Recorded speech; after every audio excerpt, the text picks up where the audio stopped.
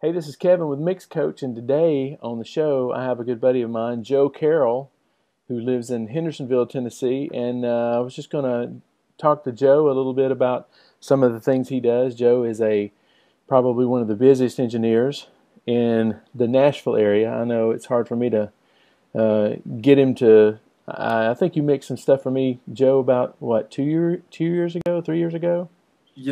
Gosh, it's probably been more like 4 or 5 now. Time is flying on us, Kevin. Yeah, We're getting old. don't mention that. And you're having a. I know that we talked earlier, and you are having another baby in December.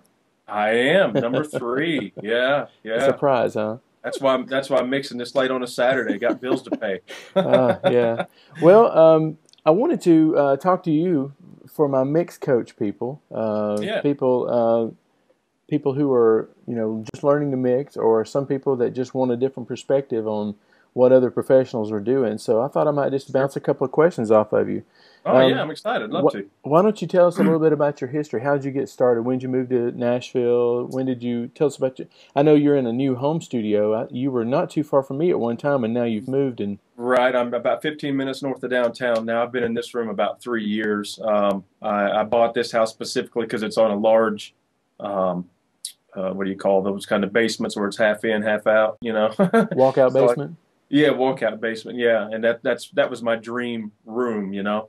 But to answer your question, um, I was a musician. I've been a musician most all my life. Played drums, guitar, mostly drums, you know, in worship teams as a young guy at church. When I turned 21, of course, I went right out into the clubs, started playing. Got a local band that I was in. We went into the studio a couple times, and I just fell in love with it. While the other guys were doing their overdubs and I would be done with my part, I would stay just so I could watch the lights blink, and smell Mm, the tape roll and all that good kind of stuff. Just fell in love with it and started reading everything I could get my hands on, Mix magazine, EQ magazine, just literally everything. And bought eventually got my own ADAT studio, telling my age a little bit. But that was all up in Illinois, where home base, Southern Illinois, as you can tell by my accent, got a little redneck action going on. Anyway, I got a job at the studio down there as an assistant, assisting a more established engineer. His name was Bobby Bradley. He's a Nashville engineer. They would hire him to drive up there every week to work for him. He's actually the nephew of Owen Bradley, which is in Nashville. He's a legend. He's what they call the father of the Nashville sound. You talk about Patsy Cline records and Loretta Lynn records and stuff. So I got to basically assist and under him for a few years to get my feet underneath me, and basically felt like I had gone as far as I was going to go in wonderful rural Southern Illinois, and made the move here over 10 years ago now. Time is it is a flying. Been here over a decade now. yeah. So, Yeah. do you find yourself tracking mostly, doing vocal overdubs, mixing? What do you do mostly? I primarily just mix. It didn't start out that way. You may have some of your viewers, maybe young guys that really want to get into that, but that is kind of a specialty that comes as people trust you. More than likely when you first get started out, you're going to be doing well at the very low end interning. You're going to be making coffee, but Taking out the but garbage. yeah, exactly. But man, I've done it. I know you've done it. We've all been there. It's just part of the price you pay. But um, what was your question? What uh, got? Oh, well, oh, the you talking about how I got started. Yeah, you generally people start out, pro tooling, so to speak. Editing, doing overdub sessions where you just have one or two mics, maybe tape opping, which we running Pro Tools for another engineer while he's running the board. That's how I got started. That's probably how your viewers would get started. And but yeah, anyway, I've tracked many rhythm sections for several years. I would mix, I would tune vocals, one day, and then the next day I'd be tracking a rhythm section or whatever. And I always knew that the mixing was where I wanted to go, because I was always fascinated with that process. And luckily it did. It went Mm. that direction, and work breeds work. Yeah. And lucky. You touched on a real cool subject. It's something that I teach in not only the mixed coach stuff, but in my another coaching thing that I have. It's trust. That's probably one of the most valuable things that you can gain as an engineer. Is like, if I always say that when you're starting on the bottom rung of the ladder, the best thing you can do is make the next guy look better than he is. And if that's taking out the garbage, it's always making sure that the garbage can is empty. And if it's pro tooling for another engineer, it's always making sure that he doesn't accidentally erase a track, and making sure that the mic is where he placed it last time, and things like that. And it goes right on up through producers and engineers and record companies and things like that. I just feel like, and what you touched on was a very good thing, and it's no wonder that you're so busy, because people do trust you, and that's something that doesn't happen overnight. I think a lot of young engineers think that that the work is just going to come in if they have a good mix, but a good mix is really just part of it, don't you think? Oh yeah, that's just one of many steps in the process. But yeah, I mean that's the reason you get the mixed gig in the first place, is because you do have that trust.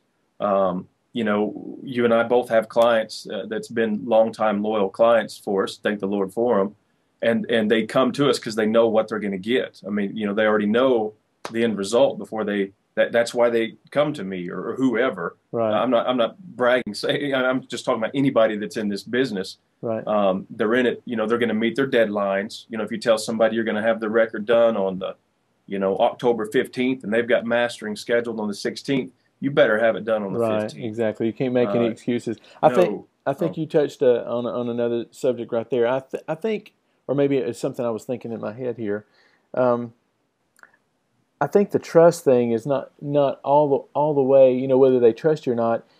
I think that there's a certain amount of grace that they give you when you are trustworthy. They may not like the way your drums sound to begin with, but they trust you to really try hard to get the mix sounding the way they want it to sound, and you don't just say, that's the best I can do, and just that's absolutely, yeah. Early on, especially that's because you're still getting your feet underneath you. I mean, you may be able to perform a pretty good mix, but you may not be able to nail every aspect of it all the time. And having clients can be patient with you. Mm-hmm. But eventually, as you get more experienced, seasoned, you develop reputations in certain genres, or things about your sound that people kind of know they're going to get out of you. Mm-hmm. Whether it's a vocal blend, or a certain type of drum sound, or whatever. It's just your career unfolds the way it unfolds. Right. But the key thing I think we both agree on is that you have to, at how you. I mean, and I don't think there is an underhanded way to gain people's trust. I think that's counterproductive. I think the most important thing that young engineers can do is gain someone's trust, and that person usually becomes a client. But I mean, I think we're in agreement there. Hey, absolutely. I was just noticing you've got a set of NS10s back there, and I think you can see mine too. Oh, I couldn't live without them. I love my NS10s. I don't know how you. I mean, it looks like you feel the same way, but it's. I feel like it's almost a secret weapon for me. Do you? Oh, absolutely. Not just for us. I mean, anybody that mixing is kind of their primary thing. I mean, across the board, you see, when we're talking a lot of the big name, the big gun guys, Lord Al's brothers or Clear Mountain or whatever, they've been using these things for 20 years. Yeah, it's for a reason. For you young guys that aren't familiar with them, they don't sound that great, and that's the special sauce. They're the mid range is extremely exposed, which can be kind of ugly. But because that mid range is so exposed, you can EQ vocals to perfection. You Mm-hmm. can make your volume, your automation rides on your vocals to perfection, because there's not, the big low end or the hyped high end is gone. It's not there. Yeah, they're a tremendous speaker to nail the the levels in the mix and EQs. They're getting harder to find, I know, and not everybody can get their hands on a set of NS10s. But I would say, and I hopefully you'll agree with this, and if not, maybe you'll give me your perspective. If you don't have a set of NS10s, would you recommend getting a not good set of speakers? Oh, absolutely. Yeah, I've got in addition to what you see up here, which is like the JBL 4328s and the NS10s, and there's actually an event subwoofer back there against the back wall too.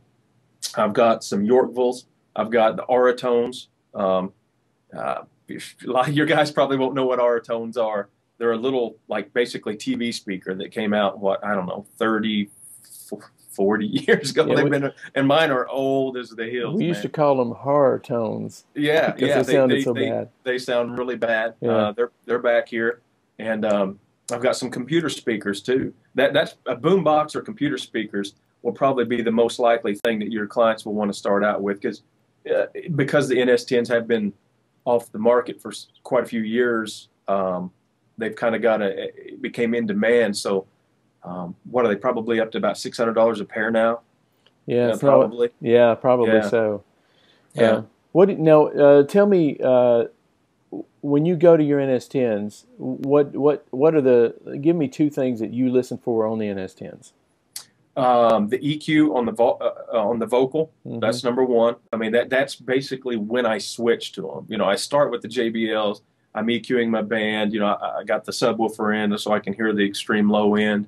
And when I get the band kind of happening, when I want to start nailing the vocal, I switch over and I don't go back to the bigs until I'm basically done. Yeah.